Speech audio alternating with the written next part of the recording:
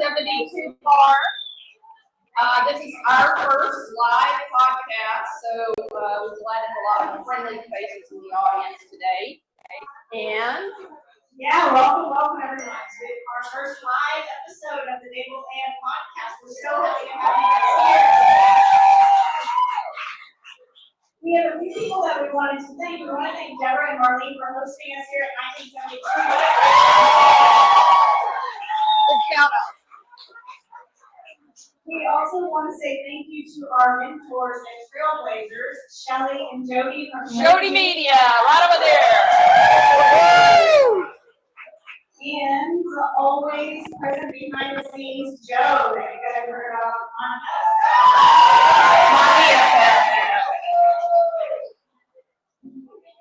So we wanted to kick off today by just talking a little bit about some dating stories. We've asked you guys to write some stories down. If you have any stories about particularly good or bad dates, we have some cards over here, or you're welcome to stand up and share your story live if you'd like to do that. If you haven't turned in a card, feel free to fill them out, and we will be reading those out loud. Can you hear us? Can you hear? Okay. We need to speak up. Speak up. Maybe we can speak up and y'all will speak down. How about that? All right. Put a piece of pizza in your pie hole and take a drink. How about that? All right. So we are thrilled to be here, and we really did want to shout out to we have a lot of friends in the audience, which makes us feel really good about being up here and supporting us, and we appreciate you coming out. That's probably going to be most of the older ladies you see in this audience. Hey. I bet the really good looking ones, the really mature good looking. There you go. Yeah, thank you. And also for all of you that have never listened to our podcast, we're super excited to have you here tonight. And for all of you that we don't know, we hope to get to know you. We love all our listeners. We appreciate you immensely. I need somebody in the back that if at some point you can't hear us, then we need to, give us a thumbs up. Okay, excellent. Thank you so much. Ready to kick it off? Yeah, let's do it. Welcome. All right, so again, welcome to all of you. We wanted to start off by talking about some dating stories. Rachel and I both have some good and bad dating stories from our own history, but also from friends and people that we have heard. So I wanted to kick off by just telling one that's one of my favorites that I did share on the podcast, and that is that my best friend went on a first date with someone, and at the end of the date, they were sitting next to each other, and she was touching the person's arm, and she said, "Wow, your arm is so smooth. Do you shave your arms?" And the person looked at her with kind of a look of, a little bit of embarrassment, and then the person ended up saying, "No, I actually eat my own arm hair." And so That's true. It's a true story. So I got a little bit of flack for sharing that on the podcast because I'm a therapist, and the feedback I got was, are you poking fun at someone's mental health? And I am not poking fun at someone's mental health, but what I'm going to say is you don't lead with that. Like, we all know how it works, but you don't lead with the fact that you eat your own arm hair. So you're really funny. I like that. So we are not telling you anything that is not true, and there's a reason why we are doing this podcast. One reason is because Sarah being a therapist, these stories are coming in our office often, and also because it's a dating. And I'm going to say this: the comment that people make all the time to us is, "My God, I hate out dating. It's driving me crazy," or, "My God, I just want to be one in the wild." Well, we're in the wild right here, people. We are in the wild, doing it. And if you have a sticker on and you had 45 minutes to mingle around, and you either hid your sticker, or you didn't put one on, or you didn't talk to anybody, this is about as wild as we can get you. This is in person. This is what it's like. I know we've forgotten or we're behind the screen all the time, but this is what it's like when you actually have to walk up to somebody and say, hey, my name is so-and-so. So hopefully you did that. If you did do that and you led with a story or mentioning your ex, or you led with some medical issue that you're currently having, except for our friend Michelle King, who obviously is the only one that can lead with that right now. If you led with that, you are not going home with anybody's digits this afternoon. That is for sure. So just, and if you haven't listened to our podcast, you definitely, we can help you with those sorts of things. We do have some suggestions on conversation starter. One could be, hey, this is a day old day. You're amazing. Really interesting. So, and the other piece of this is just that the reason it started, I'm going to tell this, you should be telling her, but the thought behind it was Sarah dealing with folks who were constantly complaining about people that were not good dates. And she really, as a good therapist does, decided to put that on its head and what she said in her clients is, are you a good date? And so the whole essence is, our idea is we are challenging you to be the date that you want to go out with. So are you dateable as fuck or not, is the deal. So that is the premise of this podcast, and what we do is having you look at yourself a little bit more. Do you want to say anything about that? Sure, well, I don't know if I want to say anything about that, but I do want to ask you, because I know that you had kind of the opposite of the argument here. Rachel had an example of a really good first date that she's gone on, that she was going to share with you guys, so I would love to hear more about that. Okay, so, and we have fictitious names for our people. It's Monique or Veronica. If you listen to us, you know. So if there is a Monique and Veronica in this audience tonight, we just apologize right up front. Sorry about that, but I'm not talking about you. So I had a date with Monique, and we went to the Balloon Museum. And if you haven't been to the Balloon Museum here in Austin, it's over the Louis James TV on Anderson Lane. I highly recommend it as a first date, or a date, but I'll tell you what I loved about it. It was clever, but what I really loved about it was that I got a chance to see this person and see if they were whimsical, fun, if they could be kid-like, if they could just be adventurous. I got to see if something about it made them nervous, because we were in a very strong sensory integrated situation. A lot of it kid-like, and then an experimental with sounds and all sorts of things. And so it gave I certainly was looking through that lens a bit. And then when we had dinner afterwards, I realized that I got a bonus, and that I think that's why she took me there, was to see if I had some of those skills and abilities, or to get a better sense of who I am. And there were several things. One is I love that she was that clever. And it's a great way to think about, a fun way to take a date with somebody, and without having to have conversation, you just get to watch them and see what they do. And if you care about those sorts of things, it's good to know if they have that side of themselves. The other piece of it, I'll say two more things about it. One thing I will say about this, I was thinking about this story. I thought, never in a million years that I think as a queer woman that I would be sitting on this stage telling all of you, a lot of queer women, that I was neck deep in balls and actually really loved it. So, okay, that's pretty sad, and it was wonderful. Oh my God, I know. I said it to myself over and over at but the other piece of it that was wonderful was that over dinner, I got a glimpse into someone's emotional intelligence.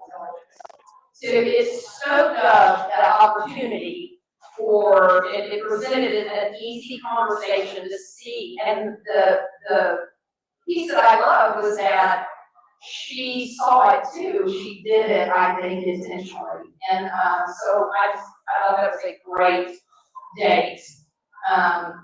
Anyway, so that's one. Thank you. I like it. So shout out to Monique, if she happens to be here. Just in case. Thank you so much. Oh my God. Shout I'm out. gonna kill you. Was there a second date? Yes. Yeah, the question was there a second date? The answer was yes. Yeah, cliffhanger, exactly. So the point here is that you want to pick something for a first date that gives you a chance to interact with the person, that gives you a chance to see them in an environment where you can get a real glimpse of their personality. If you go out to a movie, you're not really interacting with the person, so just think, choose wisely. So we've gotten some cards from you guys about first date stories, so we're going to share some of these with you. Some of these are great. So here's someone who says, I dated a straight girl in my sorority. She drove over my foot with her car, and I kept dating her. Let's see. So, Michelle, are you willing to stand up and tell your vampire dating story?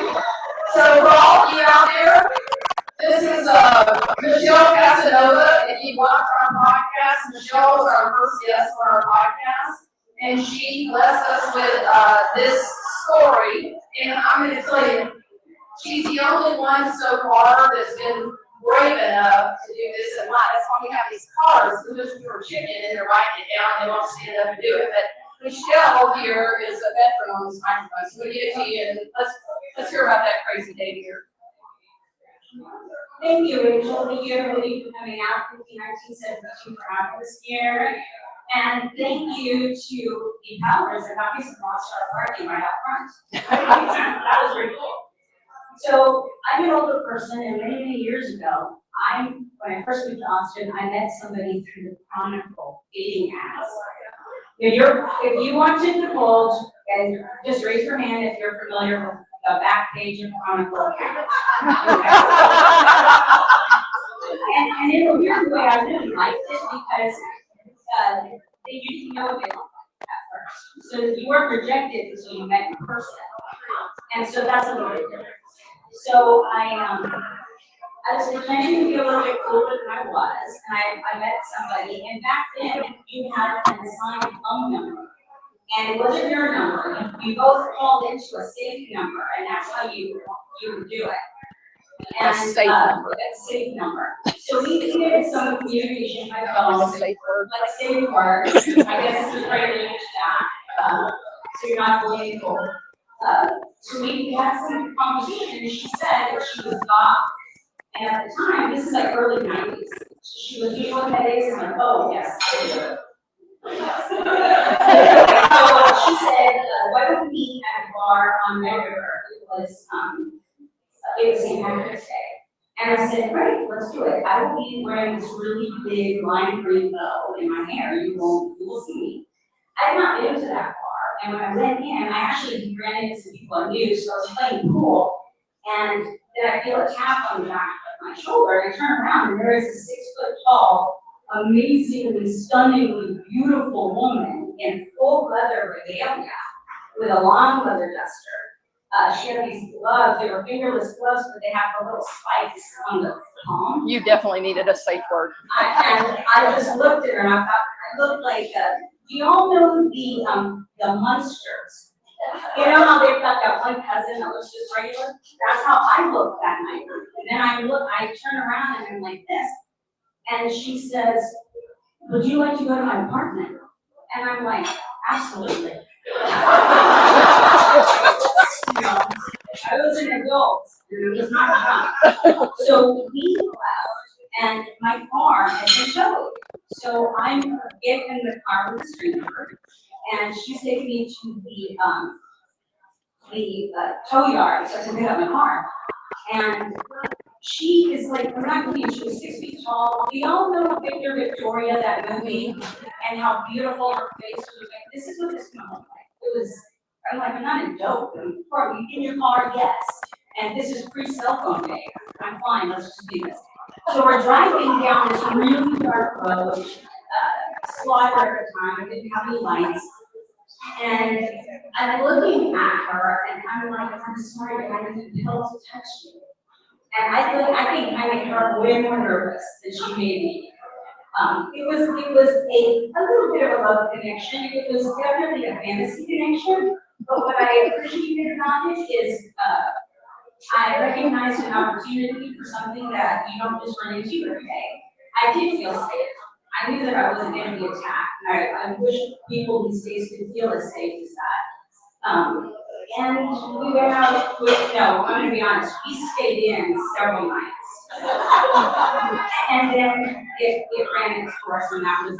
But it's a wonderful story. And the first night we ever kissed, she was dressed in this magnificently white. Well, have you all seen Interview with the Vampire? Okay, like that, this magnificent white shirt. And she takes me to her restroom, and it's blacklit. It's got all these black and white pictures of movie stars, and it's blacklit. And she's just coming at me with this white shirt, and that was our first kiss. And I actually make films, and I will be making a film about this, because I thought it was a really interesting experience. But you know, dating is really hard, and I want everyone to just walk away with, it should be fun. It should be fun. You meet someone, even if it's not a love connection or you don't get married, you meet some people and you have a friend, and that's really what is the spice of life. So I appreciate my mask, I appreciate y'all listening to it, and I hope that some of the other people here will come up and say a story about their dating. Thank you. Thanks. Yeah.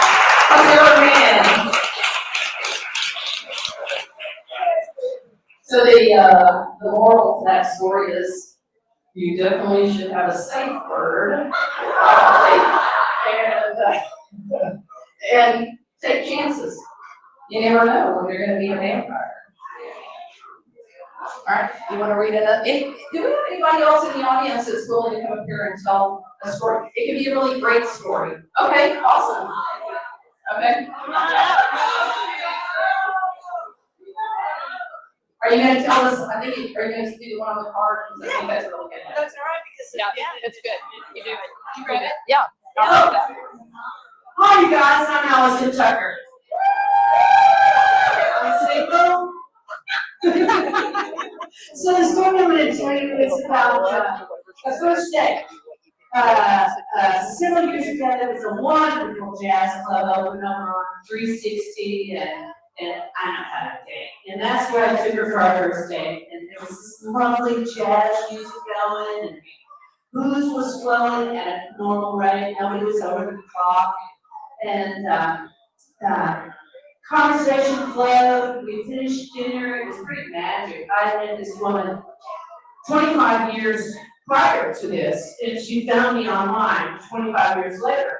So she was still interested. That's what I got out of it. So the conversation was going on, and we were talking about books and movies, and all of a sudden, she says, "Do you like porn?" And I go, "Well, yeah." And she goes, "Which ones?" And I thought, and I said, "You know the names of them?"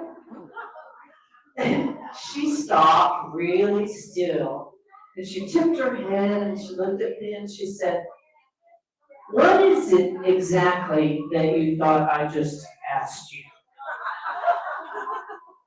And I go, "Pass, I don't need to repeat that." And she goes, "Do you like foreign films?" And I go, "Oh, we." So, the happy ending is, I did marry the woman and spent 14 years of my life with her, even though I couldn't hear very well. And she knew I already liked porn. Thank you. You're around. Thanks, yeah, that's a great story. What do you do? Someone asks us to do like porn on the first day? Kind of like eating your onion. So here are two sort of religiously affiliated first date stories. One person that says, I got to second base with a Mormon. And the other one was, I dated a girl who was in an Amish adjacent home. So those are both great dating stories. Anybody want to elaborate on that? There you go. All right. All right.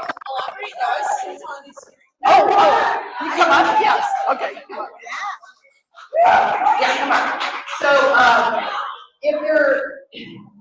we don't have any idea what the Mormon protocol is related to dating, so we're just reading the card. Maybe that's regular protocol, but it seemed to be. I have never heard of that. I know you don't, I'm just saying before you talk, in reference to what we just read, I just want to be sure that, this in the audience, we don't know anything about that. But that's somebody's story, just not yours. It's not my story. I have a different story. Whoa, wow, these are other people. What's your name? My name is Courtney. Yeah, so my story is, I was like a baby, like really, I had just come out and I was so excited to be at Mount Vernon College, about to start my first semester. And I found some friends on LiveJournal. And does anybody relate to finding LiveJournal? There's one person. And we were chatting, whatever, and we ended up going on a date. And well, I called it a date. She called it, apparently, years later, I discovered maybe a date. But the date, yeah, and maybe that's familiar for people too. And we went to sushi. It was actually my first time having sushi. And that was lovely. And then we went and watched, this is exactly what you said, don't watch a movie. And definitely don't watch Monster.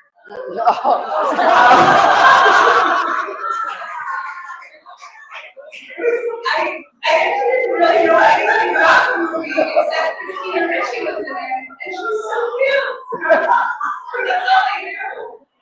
Go watch that movie.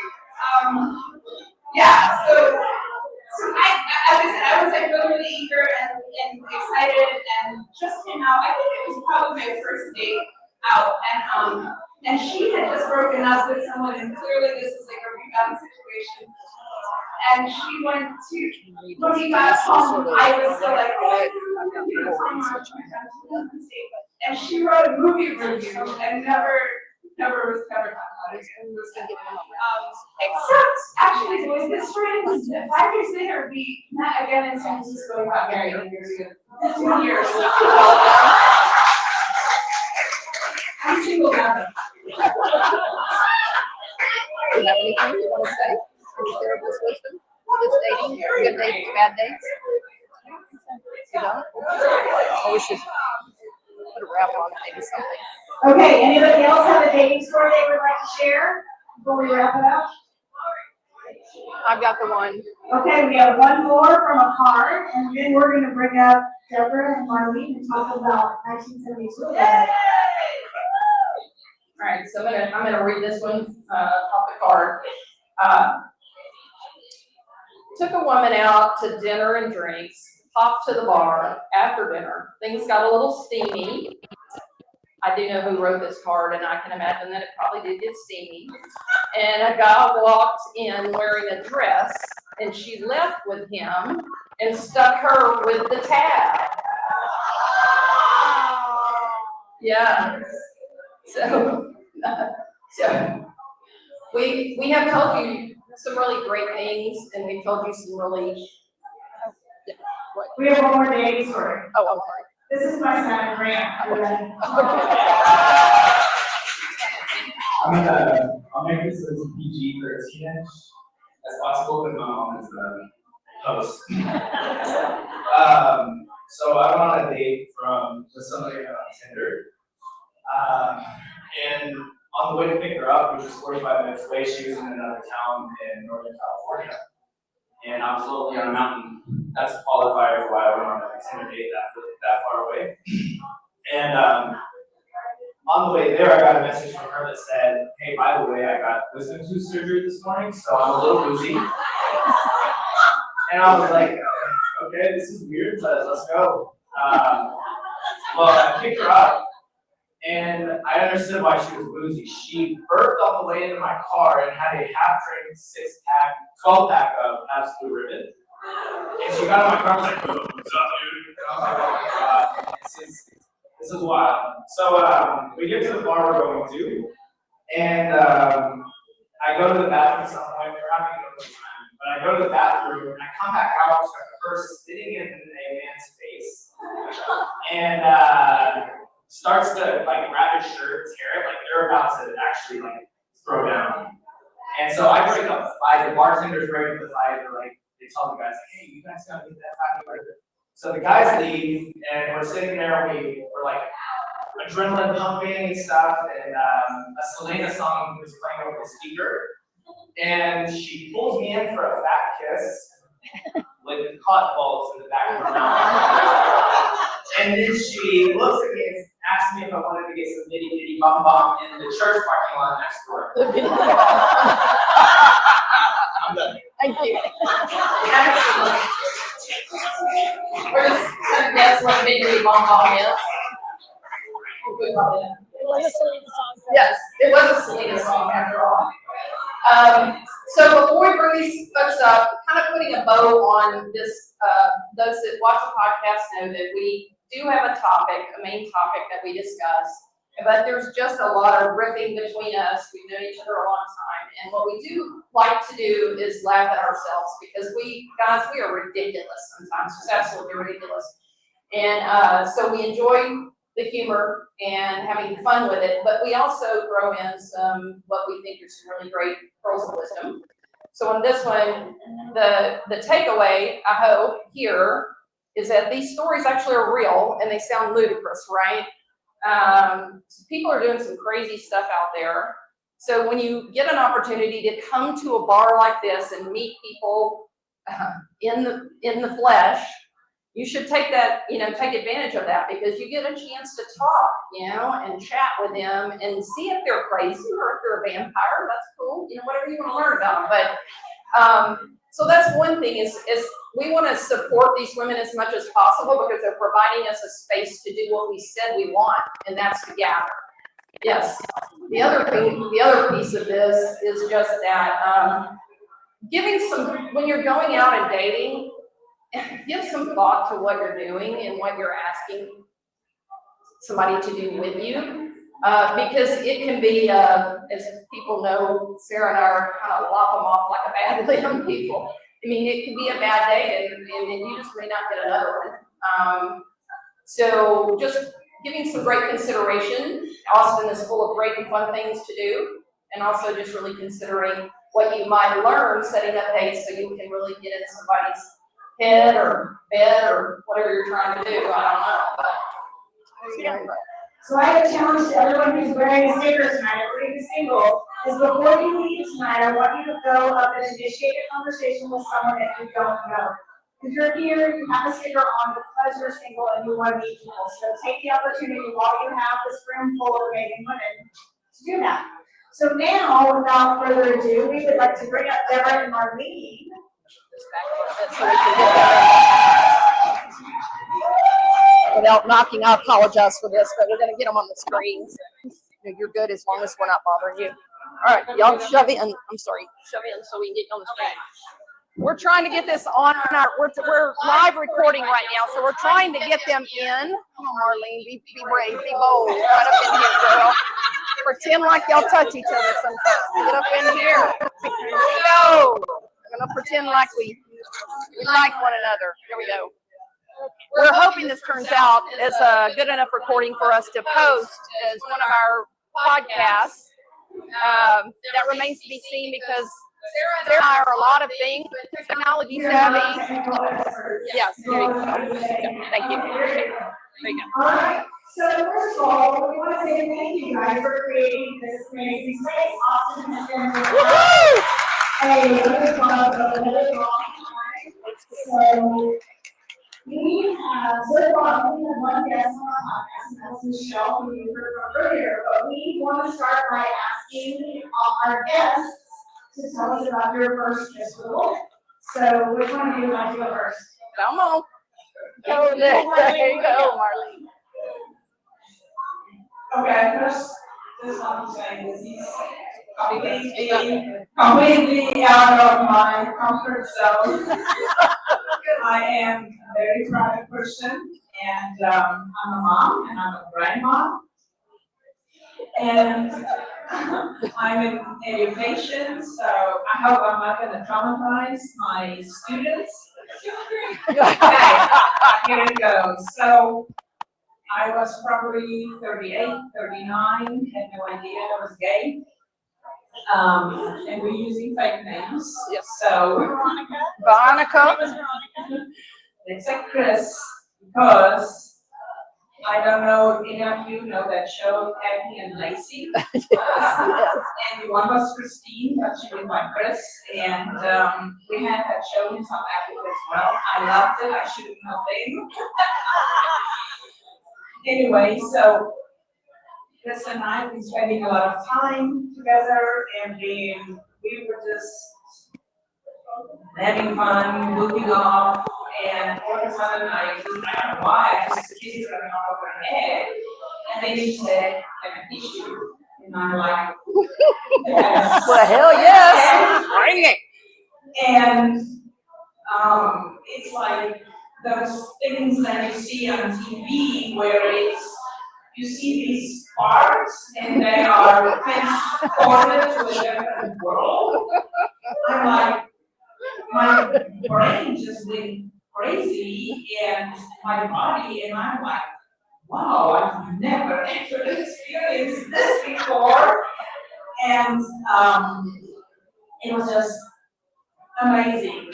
And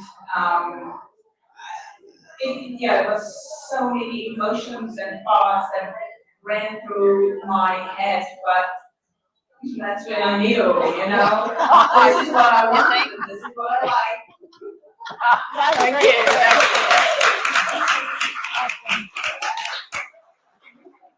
So I knew really early that I liked girls, probably about the third grade. I loved my music teacher who came in with her cleavage every day.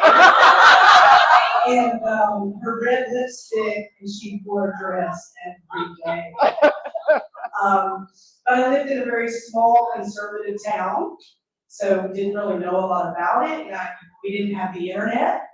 If I needed to learn about being a lesbian, I would have to go to the library. Couldn't go to the library in a little town of 3,000 because the librarian would call my mom and tell my mom, your daughter's looking at a book about being a lesbian. So I hid everything in, I hit 17 and met a woman that was a few years older than me, and she kissed me. And it was similar to you, it just affirmed everything that I knew, thought about myself, and that, holy crap, I do really love women. So that's my first kiss at 17. That's a great one. Thank you so much. So I wanted to hear a little bit from you about how you decided to open the bar and what you guys hope will happen as a result of opening it, what you envision for this community. Who wants to go? So Marlene and I, which, by the way, my lovely wife, right? Well, she has a 60th birthday coming up. Oh my! Yeah. But she's amazing, inside and out. So we've been together for 14 years, and in that 14 years, we knew that in retirement, we wanted to do something with purpose. And she works in education. She lives a life of purpose every day with students. I did not have that. I worked in corporate America for almost 30 years. And it's all about money, money, money. And I didn't feel a purpose. And I was fighting the battle in a very heavy, male-dominated company and industry. And so we thought, well, what about a lesbian bar when we retire? Those don't really work, the 2 a.m. dance clubs, right? That, we have that for those young people and the people who want to go do that. Yay to sheriffs if you want to go do that. But we didn't have anything for the rest of us that didn't want to go do that. And they don't work until 2 a.m. So then we thought coffee shop, oh my Lord, that's a saturated market. And so in 22, I saw Jen Wynn open the sports bra in Portland. And we started watching all the articles, keeping up with her, and saw her build a beautiful community there in Portland. We traveled to Seattle in 2023 to Rough and Tumble and met with the owner, Jen Barnes, and we saw it in action. And it was beautiful to see all these people come together. Some of them, on half of the room, were just there to visit and hang out. The other half were there to watch sports, but it was beautiful. And so we were very inspired that maybe this was our purpose in retirement, to have a place for women and our LGBTQ plus community. And with that, for both of us comes a lot of purpose. And so that's really kind of how we stepped into that. You want to add to it?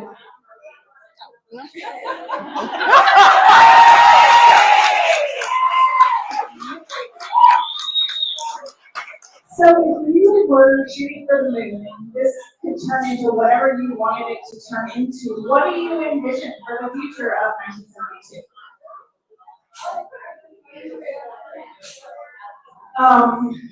When we went to Rough and Tumble, and we saw that, and we said, oh my gosh, this can really, really work in Austin. We don't have, at that point, we didn't have a professional team, now we do. But we have UT, and the UT fans are amazing, and the UT girls teams are amazing.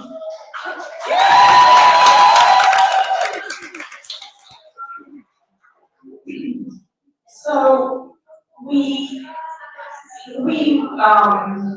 said, okay, you know what, this can work in Austin, and then, but I'm in education, she, corporate America, and then after 6 months, nobody started, in pop here, and we are like, we're just gonna go for it. And, what we envisioned was, to promote women's sports, women athletes, and they just sports in general.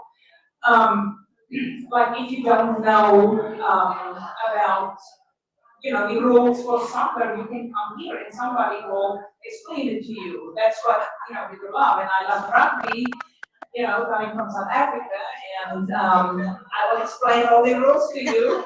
Thank God. We don't know them. We don't know them. Don't mess with those women. They're tough. Yes, they are. So, just for people to learn about different sports and support women athletes and just women's sports in general. Awesome. We still have a long way to go. Yep. One of the things we did at the very beginning is we went, if you don't know, Austin has a ton of women's sports teams.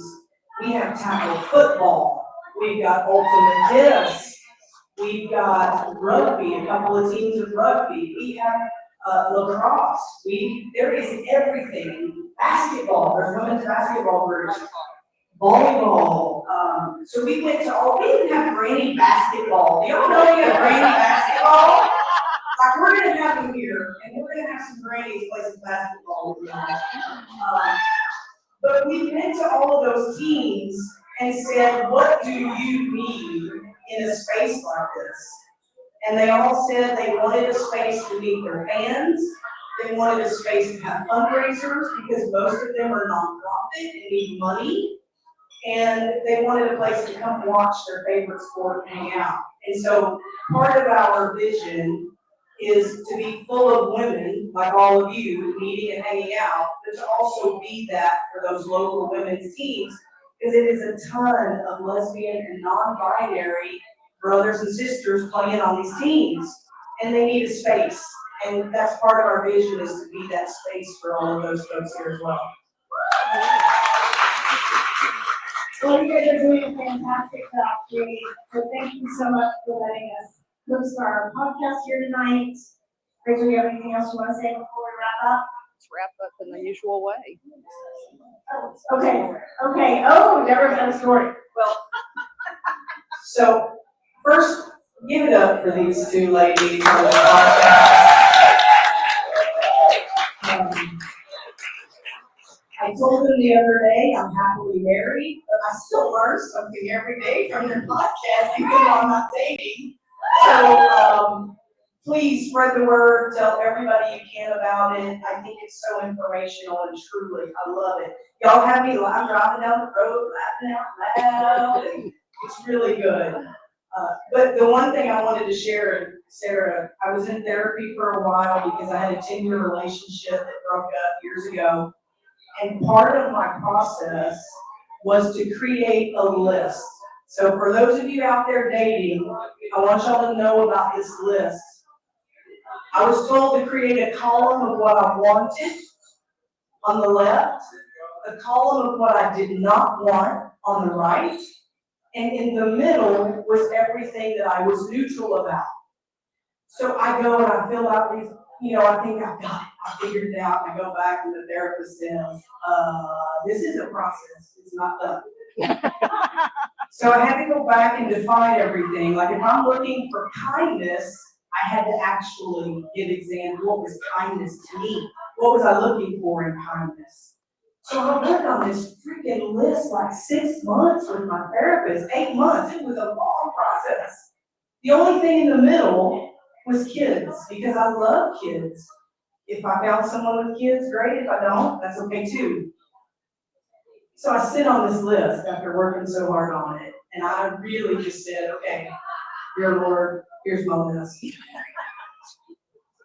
And I had been single for 2 years, sitting on this list, and this beautiful woman walked into one of the doors where I was.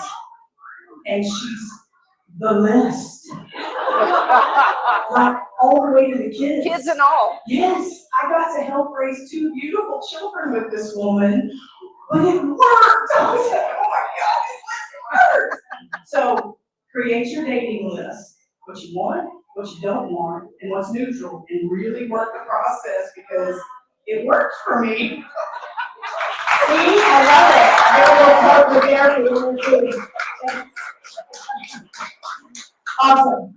One other thing I did want to say is if anyone is single and would like to be interviewed on a podcast, our podcast mentors, Shelly and Jody, are here tonight. Well, I think they might have just left, but their podcast is called Adjacent, and they have a segment called Single Ready to Mingle, where they will interview you on their podcast. So if you're interested in that, come see me after and I'll connect you with those guys. So let's wrap it on the Okay, well, let's wrap it up as we usually do. We want to thank you all for showing up tonight and for listening to the Dangle AF podcast, where we help you find your happy ending. And remember, be bold, be kind, and for the love of queer dating, don't text your ex, stay dateable. Thank you. Right. You gotta turn that off, Sarah.